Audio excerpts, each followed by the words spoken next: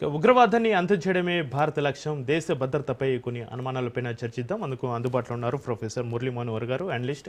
Sir Murali Manohar గారు, నమస్కారం అండి. నమస్తే అండి. అదేవిధంగా బండూరు రామోహన్ గారు, సీనియర్ జర్నలిస్ట్, అనలిస్ట్. రామోహన్ గారు మనకు అందుబాటులో ఉన్నారు. రామోహన్ గారు, నమస్కారం అండి. నమస్కారం చక్రి, చెప్పండి. రామోహన్ గారు, ముందుగా మీరు చెప్పండి, ఇక్కడ సైనిక అదేవిధంగా వ్యూహాత్మకంగా అక్కడ చర్యలు ఒకసారి చూసినట్లయితే 1971 తర్వాత తొలిసారిగా పాక్ భూభాగంలోకి వెళ్ళి దాడులు చేశామని ఆర్మీ చీఫ్ చెప్పారు. గతంలో జరిగిన సర్జికల్ స్ట్రైక్స్ ఏవైతే ఉన్నాయో 2016, 2019తో పోలిస్తే ఆపరేషన్ సింధూర్ వ్యూహాత్మకంగా ఎంత భిన్నమైందంటారు? చక్రి, మీకు అట్లాగే మిత్రుడు మురళీ మహల్ గారికి, అట్లాగే రాజ్ న్యూస్ ప్రేక్షకులకు నమస్కారం, శుభోదయం. అట్లాగే ముందస్తుగా సంక్రాంతి భోగి సంక్రాంతి కర్మ శుభాకాంక్షలు.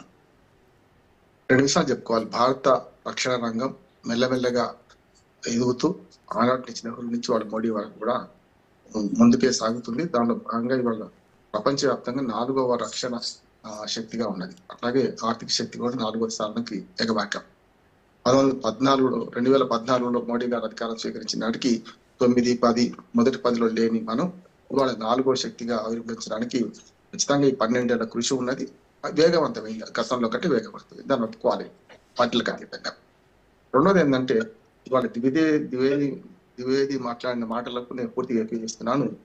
ఆనాడు 71 తర్వాత మొన్నటికి మొన్న మనకు ఆపరేషన్ మహాదేవ్, అంతకుముందు ఆపరేషన్ సింధూర్, ఈ రెండింటి వల్ల పాకిస్తాన్ లోని భూభాగాలు మొత్తం లోపలికి వెళ్ళి కొట్టగలిగినాం.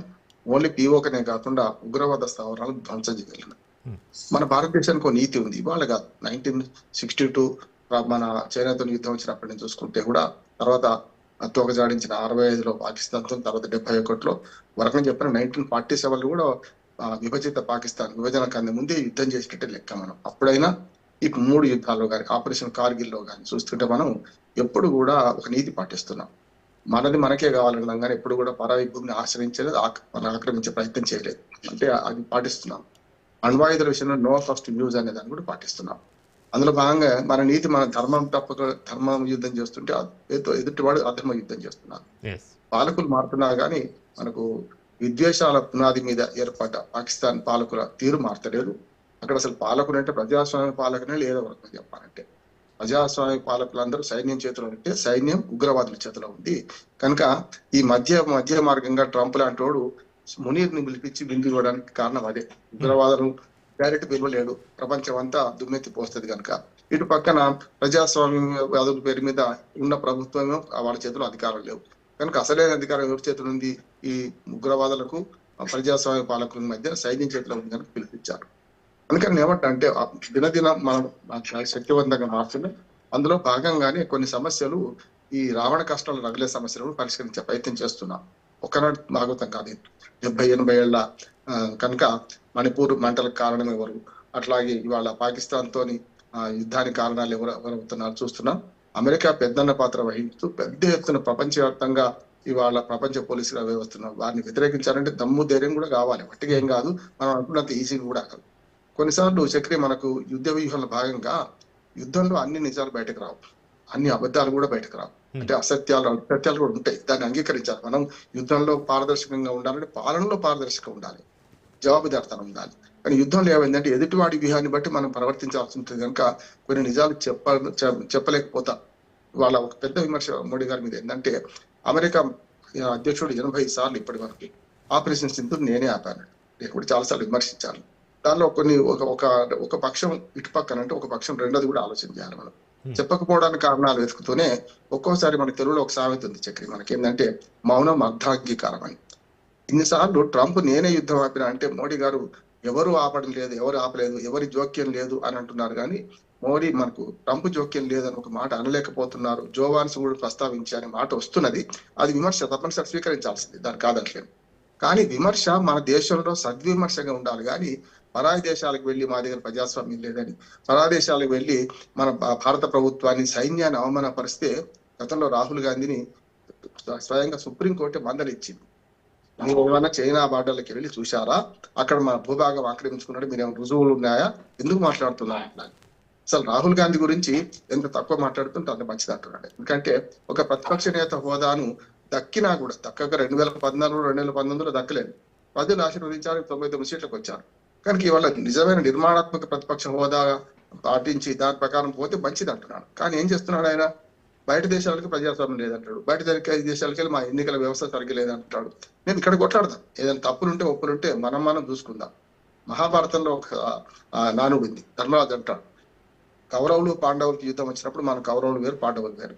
కానీ మన మధ్య కౌరవ జాతి మీద కనుక యుద్ధం వస్తే మనం అందరం 105 అంటారు. కర్ణుడు అప్పటికి లెక్కలేదు కనుక కర్ణుడు 106 కర్ణుడు లెక్కకుంటే 105 ఉన్నాం. మనం కూడా ఏమంటున్నారంటే దేశంలోని సమస్యల పట్ల ఖచ్చితంగా నిర్మాణాత్మక ప్రతిపక్షంగా మోడీ తప్పు చేసినా, ఇంకెవరు తప్పు చేసినా, కేంద్ర ప్రభుత్వం తప్పు చేసినా ఖచ్చితంగా అడగాల్సింది, ప్రశ్నించాల్సింది. ప్రశ్న లేకుండా ప్రపంచం లేదు.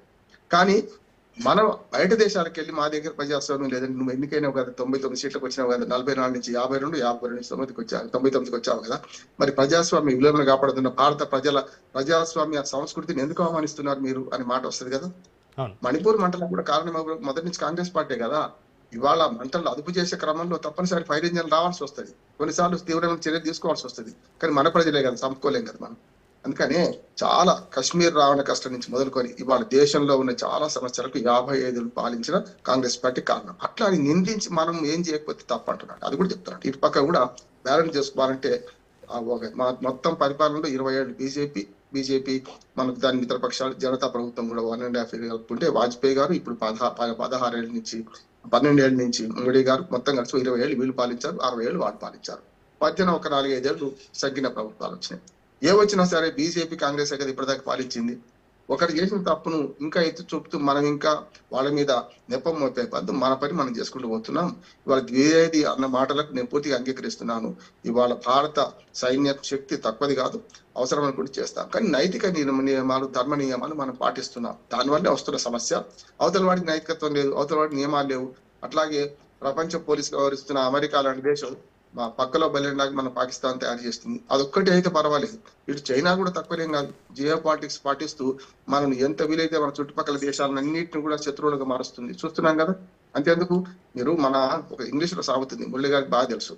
నేనేమంటున్నానంటే మన పొరుగు వాడిని మనం ఎన్నుకోలేము, మన మిత్రుల్ని ప్రపంచవ్యాప్తంగా ఎన్నుకోవచ్చు. ఇప్పుడు మీరు అందరూ జూమ్ లో మాట్లాడుకుంటున్నాం, రోజు నేను 7-8 గంటలు టీవీలో అమెరికా వ్యక్తులతో మాట్లాడుతుంటాను.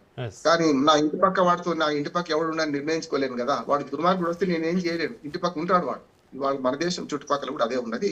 దీనికి ఎవరు కారకులు అంటే చాలాసార్లు సమస్యలు వచ్చినాయి, తీర్చుకున్నాం. మాల్దీవ్స్ నుంచి మొదలుకొని శ్రీలంక, బంగ్లాదేశ్, నేపాల్, భూటాన్ ఇట్లాంటి దేశాలు కూడా, పాకిస్తాన్ ఎట్లా ఉన్నది మనకు తిరగబడుతున్నాయి. దానికి ప్రధాన కారణం చైనా కూడా.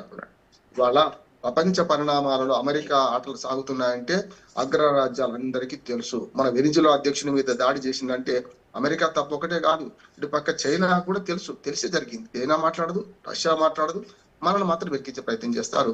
కనుక అంతిమంగా ఒక మాట చెప్తాను. ఇవాళ విదేశాల్లో మొత్తం ప్రపంచవ్యాప్తంగా అంతర్యుద్ధాలు జరుగుతున్నాయి, అట్లాగే బహిరంగ యుద్ధాలు జరుగుతాయి, భౌతిక యుద్ధాలు జరుగుతున్నాయి. ఆర్థిక యుద్ధాల కాలంలో జరగాల్సిన కాలంలో భౌతిక యుద్ధాలు జరిగేది దురదృష్టకరం. వీటిని ఆపే క్రమంలో నిన్నగాక మొన్న ఉక్రెయిన్ అధ్యక్షుడు మంచి మాట చెప్పారు. ఇప్పుడు కూడా భారతదేశం మా ఇద్దరి మధ్యన సయోధ్యకే ప్రయత్నం చేస్తుందని.